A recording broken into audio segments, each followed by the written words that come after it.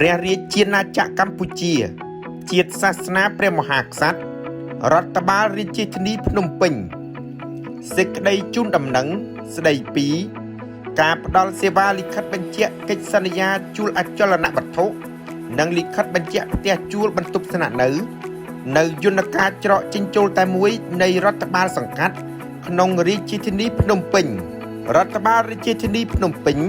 មានកិត្តិយសសូមជម្រាបជូនដំណឹងដល់បងប្អូនប្រជាពលរដ្ឋនៅក្នុងរាជធានីភ្នំពេញមេត្តាជ្រាបថាដើម្បីចូលរួមចំណែកពង្រឹងការផ្ដល់សេវារដ្ឋបាលប្រកបដោយគុណភាព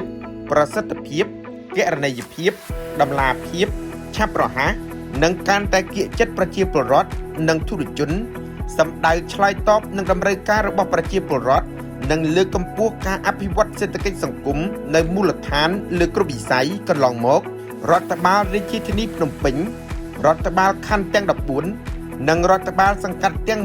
105បានផ្ដល់សេវារដ្ឋបាលជាច្រើនប្រភេទតាមយន្តការច្រកចេញចូលតែមួយនៅតាមកម្រិតរដ្ឋបាលនីមួយៗនៅក្នុងនោះក៏មានការផ្ដល់សេវាលិខិតបញ្ជាក់កិច្ចសន្យាជួលដីផ្ទះតូបយានជំនិះនិងលិខិតបញ្ជាក់ផ្ទះជួលបន្ទប់ស្នាក់នៅផងដែរ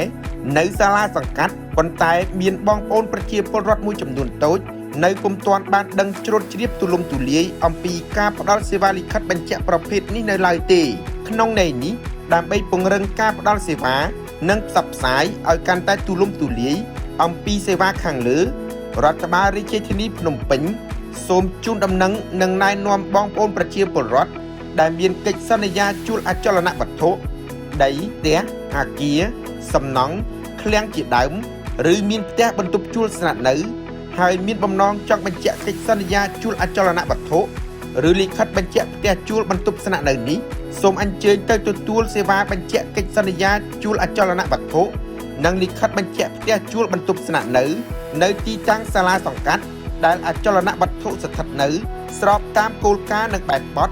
និងនីតិវិធីដែលបានកំណត់នៅក្នុងលិខិតបទដ្ឋានគតិយុត្តជាធរមានរៀងរាល់ម៉ោងធ្វើការទទួលបានសេចក្តីណែនាំនេះរដ្ឋបាលខណ្ឌទាំង14រដ្ឋបាលសង្កាត់ទាំង105និងមន្ទីរអង្គភាពជំនាញជំវិញរដ្ឋបាលរាជធានីភ្នំពេញត្រូវផ្សព្វផ្សាយអនុវត្តឲ្យមានប្រសិទ្ធភាពនិងប្រកបដោយស្មារតីទទួលខុសត្រូវខ្ពស់